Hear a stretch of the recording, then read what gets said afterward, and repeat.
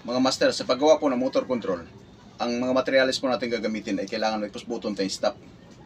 Din po, may push button din po tayo na start. Din po, may isang contactor tayo at saka may isang overload. Yan lang po ang mga materials natin gagamitin sa stop-start motor control. Ngayon po, dito po ipapano ko sa inyo.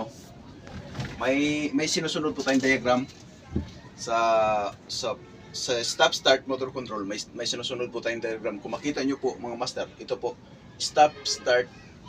Yan po. Ito po yung diagram ng stop-start motor control.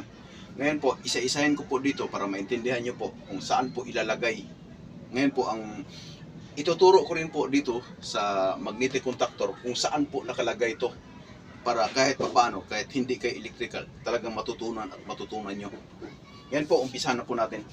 Ngayon po, kung mapansin nyo, line 1. Ito pong line 1 master sa